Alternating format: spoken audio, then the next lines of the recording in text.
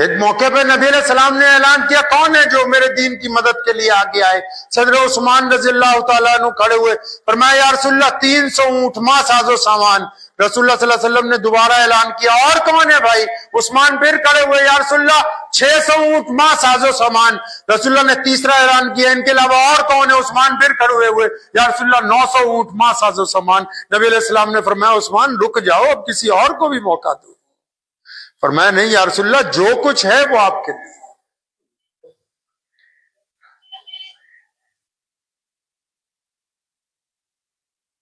اللہ کے راستے میں جو لوگ خرچ کرتے ہیں ان کا یہ مقام ہے کہ اللہ تعالیٰ ان کو سلام بھیجتے ہیں۔ جبریل کو کہا محمد رسول اللہ صلی اللہ علیہ وسلم سے جا کے کہنا کہ تیرا رب تجھ سے راضی ہے۔ ابو بکر تو بھی بتا کہ تو اپنے رب سے راضی ہو گیا کہ نہیں؟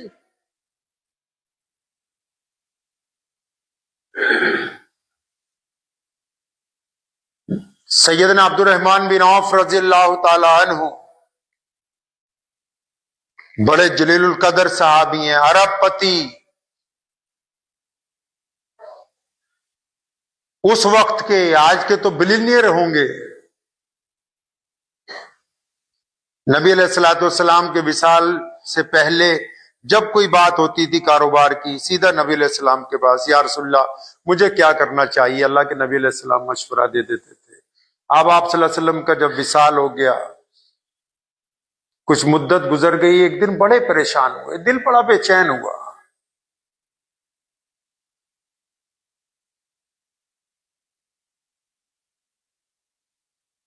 تو ام المومنین سیدنا عائشہ صدیقہ رضی اللہ تعالیٰ عنہ کا دور تھا۔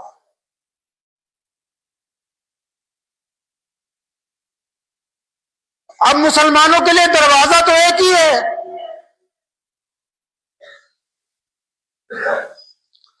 جب سے دین قائم ہوا دین سیکھنے کا دروازہ مسلمانوں کے پاس ایک ہی ہے، جہاں سے دین شروع ہوتا ہے، جہاں دین کے شارح رہتے ہیں، جہاں دین نافذ کیا جاتا ہے، جہاں دین سمجھایا جاتا ہے، جہاں سے دین بنایا گیا، وہ محمد رسول اللہ صلی اللہ علیہ وسلم کا گھر ہے۔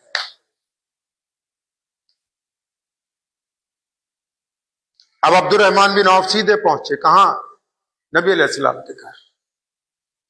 اللہ کے نبی صلی اللہ علیہ وسلم کا تو وصال ہو چکا ہے۔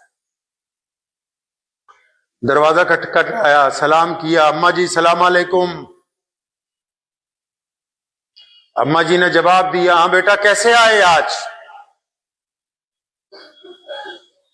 فرمایا اماں جی ساری رات نیند نہیں آئی، دولت اتنی ہے کہ بس سنبھالے نہیں سنبھلتی،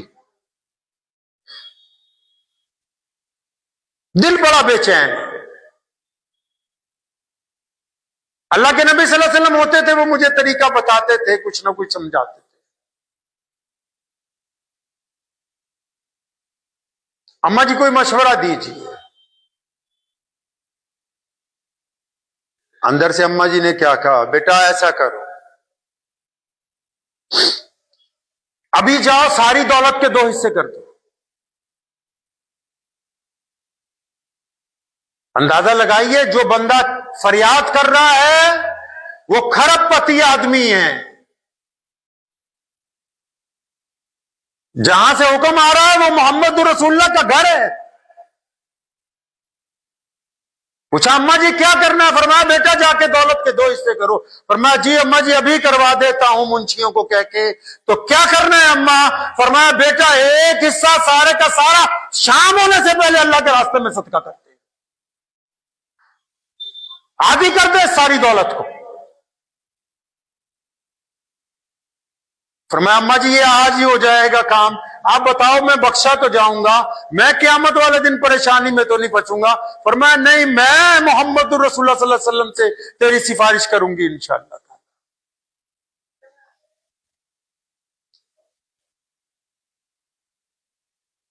ایک صحابہ آئے نبی علیہ الصلوۃ والسلام کے پاس، کہا یا رسول اللہ کچھ دیجئے۔ نبی علیہ السلام نے کچھ دیا، اس نے تھوڑا سا منہ بنایا، حضرت عمر کو غصہ آیا کہ نبی کے گھر سے تو ایک کھجور کا دانہ مل جائے وہی کافی ہو جاتا ہے، یہ منہ بنا رہا ہے. نبی علیہ السلام نے اس کو بلایا اپنے قریب، حجرے میں لے گئے. سیدنا بلال کو کہا فلاں فلاں چیزیں لے کے آؤ. سیدنا ابو ہریرہ کو کہا فلاں فلاں چیزیں لے کے آؤ. سیدنا ابوبکر صدیق کو کہا فلاں فلاں لاؤ. اب جب کپڑے آنے لگے، ساز و سامان آنے لگا، برتن آنے لگے، گٹھریاں بنتے لگی، 1 بنی، 2 بنی، 3 بنی، 4 بنی، 5 بنی، تو کیا کہتا ہے کھڑا ہو کے، یا رسول اللہ بس کیجئے، یہ تو میں لے جا بھی نہیں سکتا، اور خدا کی قسم آپ سے فیاض میں نے کوئی دیکھا نہیں ہے. فرمایا یہی بات جا کے صحابہ میں کہو، تمہارے اس عمل سے وہ ناراض ہو گئے تھے. اس نے صحابہ کو کہا کہ میں نے اللہ کے نبی سے زیادہ کوئی فیاض نہیں دیکھا. سیدنا عمر کو کہا نبی علیہ السلام نے، عمر تمہاری بات ٹھیک تھی، تم اگر اسے گستاخی کی وجہ سے ہلاک کر دیتے تو یہ جہنم میں چلا جاتا، لیکن ہم نے اپنی قوت عمل کے ساتھ اس کی رائے کو تبدیل کر دیا.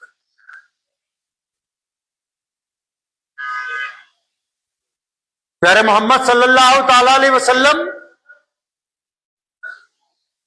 نے ہماری ماں امی عائشہ صدیقہ رضی اللہ تعالیٰ عنہ کو فرمایا، خود اماں کہتی ہیں، سیدنا عائشہ صدیقہ رضی اللہ تعالیٰ عنہ فرمایا، میں نے محمد رسول اللہ سے زیادہ بانٹنے والا نہیں دیکھا ہے. ہمارے نبی نے کبھی زکوٰۃ نہیں دی، جتنا مال آیا بانٹ دیا، جتنا مال آیا بانٹ دیا، کبھی زکوٰۃ واجب ہونے کی نوبت ہی نہیں آنے دی. ایسی بات نہیں کہ مال نہیں تھا. نبی علیہ الصلوۃ والسلام کا جو فقر ہے وہ اختیاری ہے، غیر اختیاری نہیں ہے.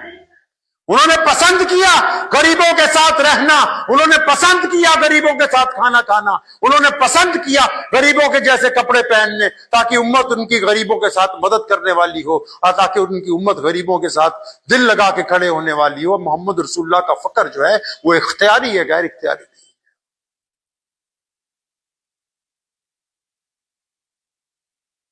اما عائشہ رضی اللہ تعالیٰ عنہ فرماتی اتنا فیاض کسی کو،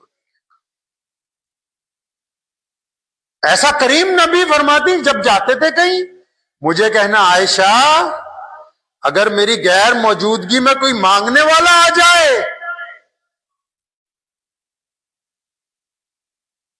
فرمایا ایسا نہ ہو کہ وہ میرے گھر سے خالی واپس چلے جائے. خالی نہیں جانا چاہیے محمد الرسول اللہ کے گھر دروازے سے کوئی.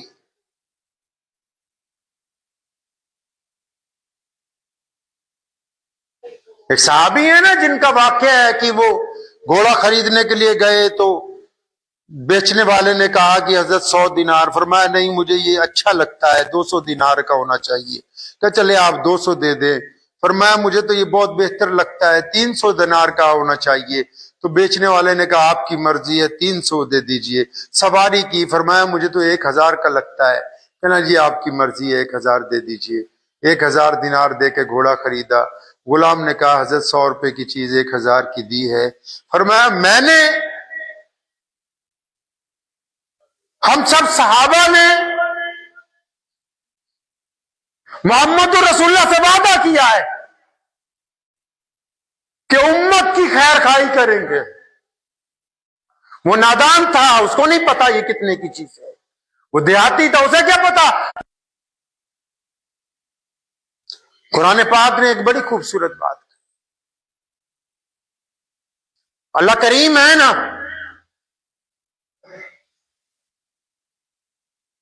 فرمایا جب مانگنے والا تمہارے پاس مانگنے کے لیے آئے تو اس کو جھڑکنا نہیں.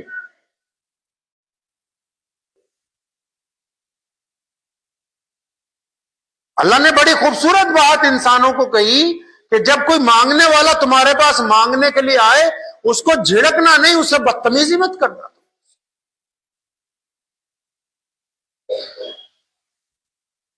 کیوں کہی؟ کل قیامت والے دن ایک بندہ بڑی نیکیوں والا ہوگا، اللہ اس کو کہیں گے کہ میں گیا تھا تیرے گھر پہ، تجھ سے کھانا مانگا تھا، تو نے بدتمیزی کی تھی، تجھ سے سوال کیا تھا پانی کے لیے، تو نے بدتمیزی کی تھی۔ وہ کہے گا یا اللہ آپ تو آئے نہیں، میں نے تو نہیں دیکھا کبھی آپ کو۔ فرشتے کہیں گے خدا نے کہا کہ وہ جو آنے والا تھا وہ اللہ ہی کی طرف سے تو تھا۔ رمضان آ رہا ہے، لوگ آئیں گے، رسول اللہ چاہتے ہیں کہ آپ ان کو جھڑکے نہیں، اللہ چاہتے ہیں کہ آپ ان کو جھڑکے نہیں۔ ٹھیک ہے کئی بار جیب میں پیسے نہیں ہوتے، بعض اوقات ایسا بھی ہوتا ہے کہ ہم نہیں دے پاتے کچھ، لیکن اس کے ساتھ جو گفتگو ہونی چاہیے وہ نرمی والی گفتگو، عاجزی والی گفتگو۔ میرے والد شیخ اسلام مولانا حبیب الرحمان لدھیانوی رحمۃ اللہ علیہ، اکثر لوگ بار بار آتے تھے، اب بھی اللہ کا بہت احسان ہے، یہ سلسلہ اللہ نے اپنا فضل سے چلا رکھا ہے، کئی لوگ بار بار آتے ہیں۔ جب ہم چھوٹے تھے ہم نے اپنا ابا سے کہا کہ ابا یہ بار بار آتا ہے، بڑی خوبصورت بات سمجھائیں، فرمایا بیٹا یہ اللہ کا کیا کرم نہیں ہے کہ اللہ کریم نے آپ کو دینے والوں کے اندر شامل کر رکھا ہے، لینے والوں کی قطار کے اندر تمہیں کھڑا نہیں۔ کیا یہ اللہ کا کرم نہیں کہ تمہارے دروازے تک کوئی آ رہا ہے؟ ورنہ بنا مطلب تو کوئی کسی کو سلام بھی نہیں کرتا۔ کیا یہ اللہ کا فضل نہیں؟ وہ تمہیں آ کے کہتا ہے کہ رب اور رسول کے نام پر کچھ دے دو مجھ کو، تو ہمیں کہا کرتے تھے بیٹا یہ خدا کا شکر مناؤ، اللہ نے دینے والوں میں رکھ رکھا ہے، لینے والوں میں۔ نبی علیہ السلام نے مسجد نبوی بنانی تھی، ایک آواز لگائی ابھی، فرمایا میں نے یہاں اللہ کا گھر بنانا ہے، مسجد بنانی، ابو بکر صدیق آگے بڑے، مسجد نبوی کی جگہ خرید۔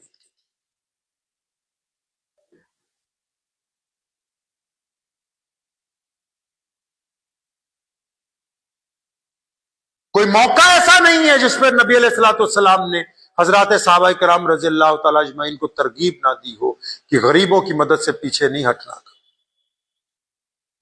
مسکینوں کی مدد سے پیچھے نہیں ہٹنا، محتاجوں کی مدد سے پیچھے نہیں۔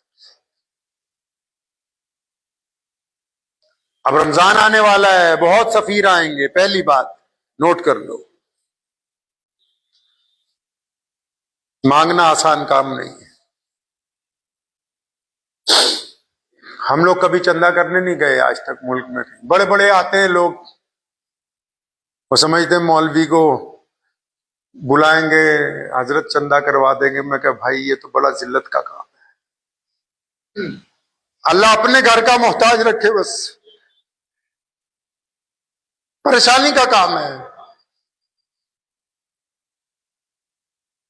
لیکن جو لوگ آ رہے ہیں پہلی بات نوٹ کر لو،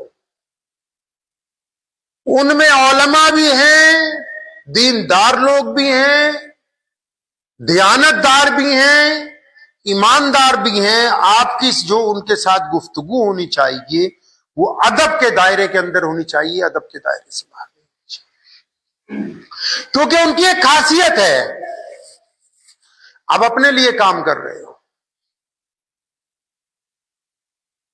وہ اللہ کے دین کے لیے کام۔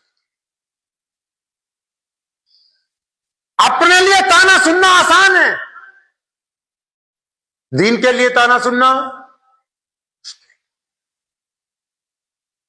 یہ بڑے بڑے مدارس ہزاروں بچے پڑھ رہے، حکومتیں کہاں پڑھی ہیں جن سے؟ ان کے چھوٹے چھوٹے مولوی تمہارے پاس آتے ہیں، 10 روپے 20 روپے 50 روپے، اور اس قطروں کو اکٹھا کر کے اتنے بڑے ادارے تعمیر کر کے کھڑے کر دیے کہ پوری دنیا کا کفر کانپ رہا ہے. ان کی ایمانداری نے، ان کی دیانتداری. تو رمضان میں اس بات کا خیال رکھنا ہے کہ جو علماء آپ کے پاس آئیں، دیندار لوگ آئیں، بزرگ آئیں، ان کا احترام کرنا، اکرام کرنا ہے. کریں گے انشاءاللہ تعالی. ان کو مدرسے کے لیے بھی پیسے دینے، ان کو ان کے ذاتی خرچ کے لیے بھی ہدیہ دینا.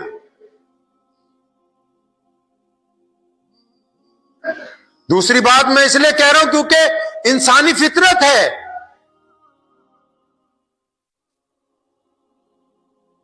اگر آپ چاہتے ہیں کہ کوئی بندہ چور نہ بنے تو اس کو چوری کا موقع نہ دیجیے.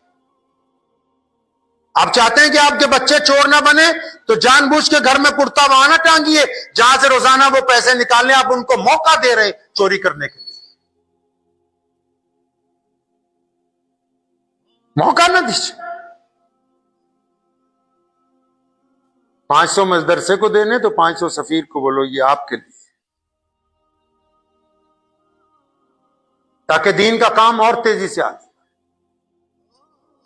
اب دوسرے نمبر پہ گداگر بھی آئیں گے. گداگر سمجھتے ہو؟ جو کن کا گزارا ہی چندے کے اوپر ہے، جو سارا سال جھوٹ بول کے چندہ کرتے ہیں. لیکن ان کا جھوٹ اس لیے قبول ہے کہ وہ اپنی ذات کے لیے جھوٹ بولتے. کس کے لیے جھوٹ بولتے ہیں؟ اپنے لیے. ہوتا ان کو کچھ نہیں ہے. او جی میں بیمار ہوں جی، میں یہ ہوں جی، میں وہ ہوں جی. چل بھائی تو جو کچھ بھی ہے، ہمارے پاس جو کچھ ہے اللہ کے نام پہ ہے. لیکن تیسری بات خطرناک ہے. کچھ بدماشوں نے، کچھ گنڈوں نے، کچھ بے ایمانوں نے داڑھی رکھ لی، لمبے لمبے کرتے پہن لیے، سر پہ پگڑیاں باندھ لی، اور مسجدوں اور مدرسوں کے نام پر مسلمانوں کی پیٹھ میں چھرا گھونپنے کے لیے چھری تیار کر کے تیار نکلا ہے رستے. اس سے نقصان یہ ہوا کہ جن مدارس اور مساجد تک رقم پہنچنی چاہیے وہاں نہیں پہنچ پاتی. یہ جو چرب زبان بے ایمان ہے، مولوی بھی نہیں ہے، مولویوں کا روپ دھار رکھا ہے. اگر مولوی ہوتے تو حرام نہ کھاتے. ہمارے یہاں پنجاب میں تو رواج چل پڑا. روز فون آتا ہے، کبھی گجرات سے، کبھی بمبئی سے، کبھی بنگلور سے، کبھی بھوپال سے، کہ جی فلاں فلاں سفیر آئے ہوئے ہیں، لمبا کرتا ہے، لمبی پگڑی ہے، لمبی داڑھی ہے، 5 آدمی، 6 آدمی. تو کچھ نہیں، مسجدیں ہی بیچو کاغذوں میں.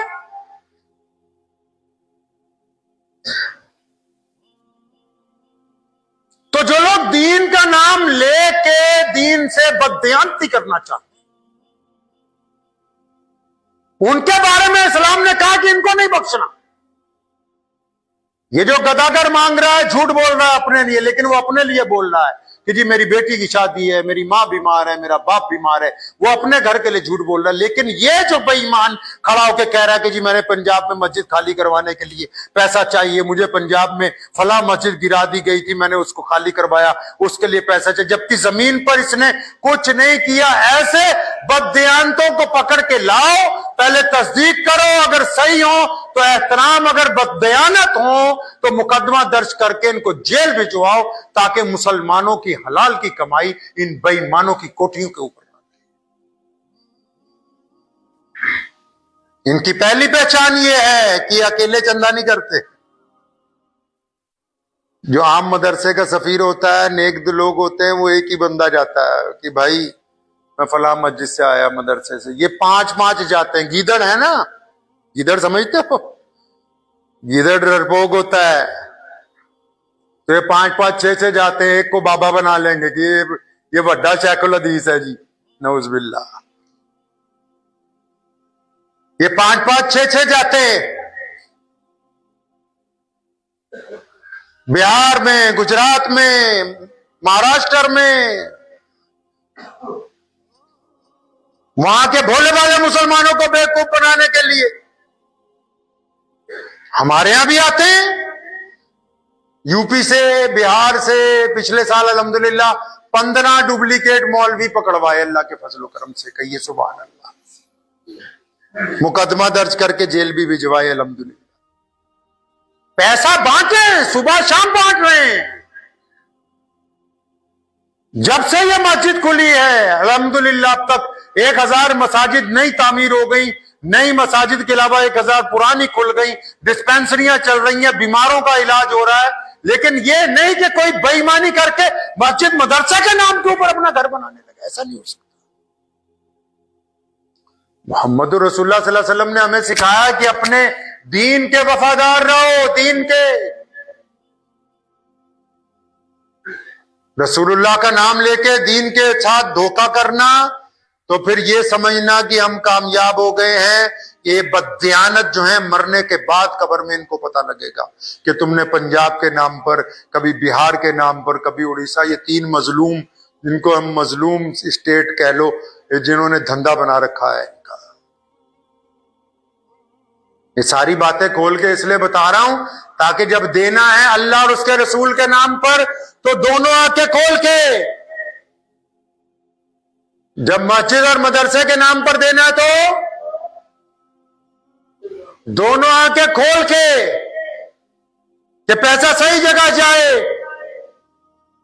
जब अल्लाह और उसके रसूल के नाम पर कोई मांगने आ जाए तो दोनों आंखें झुका के बड़े आराम के साथ जो कुछ जेब में है उस बंदे को दे दीजिए। अल्लाह और उसके रसूल सल्लल्लाहु अलैहि वसल्लम राजी हो जाएंगे। लेकिन जब अपनी अमानत अल्लाह और उसके रसूल के घर तक पहुंचानी है तो फिर अमानत वाला जो है, जो दरमियान में है, पहले ठोक बजा के उसको देखना है कि ये बेईमान तो नहीं है। हमारी तारीख है इस्लाम की, कोई बजट नहीं, कोई बड़े बैंक खाते नहीं, लेकिन उसके बावजूद बड़ी बड़े लाखों मदारिस, मसाजिद तामीर कर दी मुसलमानों ने। कभी इंकार नहीं किया। कौम को जब कुछ कहा उलमा ने, अब भी इंशाअल्लाह ताला, अब भी रमजान आ रहा है, लोग आएंगे बहुत, उनका इस्तकबाल है, कोई इंकार नहीं है। लेकिन इसके साथ साथ बेईमानों से मुसलमानों को बचाना वो मस्जिदों के प्रधानों की, मस्जिदों के जिम्मेदारों की ड्यूटी है। इस ड्यूटी के साथ ये बात जरूर याद रखें कि बेईमान पकड़ने के चक्कर में किसी ईमानदार की बेइज्जती नहीं होनी चाहिए। दुआ भी कीजिए, वक्त भी बहुत हो गया है, कि अल्लाह करीम मुझे भी और आप सबको इस पे अमल करने की तौफीक अता फरमाए। हमारे मुझे उम्मीद है कि आपको ये वीडियो पसंद आई होगी। अगर पसंद आई हो तो ये आप अपने दोस्तों के साथ शेयर करें और इस चैनल को सब्सक्राइब जरूर करें।